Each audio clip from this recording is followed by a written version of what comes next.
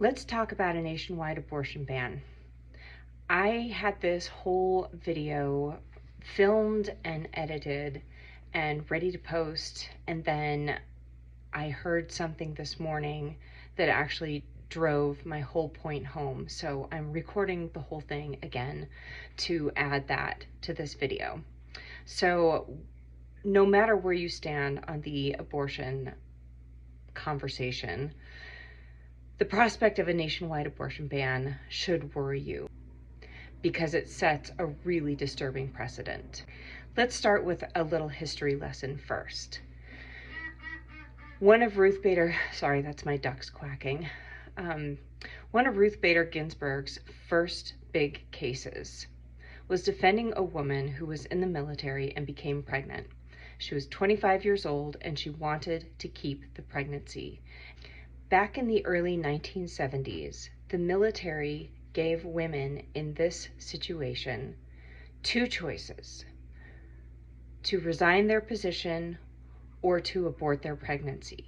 That's right, the US government used to force women to abort. Keep that in mind throughout this video. RBG fought for this woman to be able to both keep her position and keep her pregnancy. If you want to do some research on it, look up the case of Susan Struck. The point that I want to make in this video is that the opposite of legal abortion is not illegal abortion. The opposite of legal abortion is forced abortion. It is lack of bodily autonomy, and this applies not just to women, but can also be extended to men. It sets the precedent for the government to dictate what happens to our bodies, no matter if you're male or female. And this brings me to the point that I needed to add to this video. That is that we know with all of these people that every accusation is actually a confession for them. And what I heard this morning was, I'm not sure who it was, it might have been Marjorie Taylor Greene, ranting on about trans people. And one of the things that she was complaining about was trans males getting surgically or chemically castrated. And that was my aha moment for this video, because that is exactly what they have in mind for the general population, and that was their confession right there. This is the point of their eugenics plan. I think it is up to 13 states now that have full abortion bans. And so this means not only at-will abortions, but it includes medically necessary ones and intervention abortions for things like SA and incest. So this includes ectopic pregnancies, stillbirths, acute genetic abnormalities, life of the mother, anything. These are outlawed. This is a problem. Ectopic pregnancies are not viable, and they are not survivable in any situation. This is why a medical procedure was created to save the life of the woman.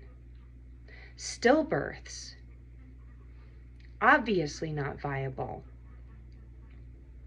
And if the body cannot purge the fetus itself, it is not survivable. The woman will perish from sepsis. This is why a medical procedure was created to save the life of the woman. Roe was not perfect, but it was crucial because so many women were perishing from trying to abort themselves. If they happened to survive, often they were irreparably harmed and could never have children again. This is why a sensible law with thoughtful regulation was enacted. If you are so-called pro-life, you have been fed a line for decades that abortion is wrong under any circumstances, and that to be a good Christian, you had to oppose abortion. Let me tell you here that you were duped into focusing on that one issue while fair tax laws, job safety regulations, fair pay laws, and your fundamental rights were whipped away from you in your blind spot. If a nationwide abortion ban is enacted, it opens the door for this conservative, white, Christian, nationalist government to push that law to the furthest extent that you can imagine. It opens the door for this government to determine who can and who cannot become mothers. But make no mistake, it also opens the door for them to determine who can and cannot father children. You should be very aware that this government has in the past participated in sterilization programs on both males and females. Do the math and think about what that looks like. If you are Christian, you should know that your stance on opposing abortion is not just not Christian, it is inhumane and violently cruel. If you were in a life or death situation with an ectopic pregnancy, with a stillborn child inside of you, there is no mistake that you would want your life to be saved. Can we not all agree to that? If someone that you love, a wife, a daughter, a granddaughter, another female in your life,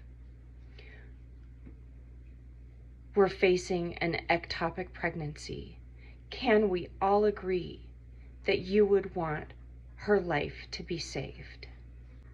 The prospective laws coming down are draconian, either forcing a woman to perish from a complication or go to prison if they miscarry, if they have a secret abortion, if they try to do it themselves.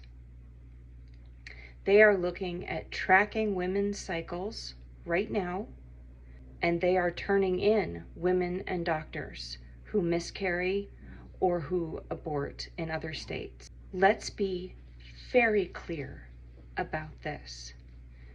Dead women don't have babies.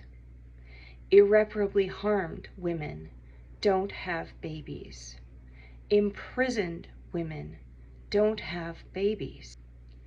And men who are forcibly sterilized cannot father children. Whether you like it or not, abortion laws guarantee bodily autonomy to everyone, all citizens, male and female. They guarantee critical access to reproductive medical care. They also save lives and guarantee bodily autonomy for everyone, women and men. None of us asked to be here. We were all, in one way or another, a choice made by our mother or our parents. One of the fundamental rights of being born is that you have autonomy over your body, over the course of your life. Why would anyone want to bring a child into this world, especially a female, knowing that she would have no control and no say over her body, no autonomy over what happens to her body at all? I can assure you, if I were a little girl and I were born into that world, I would not want to be here. Think hard about it and what you're hearing your politicians say before you approve of a nationwide abortion ban, because the consequences of such a thing may be far more dystopian, extreme, and severe than you can possibly imagine.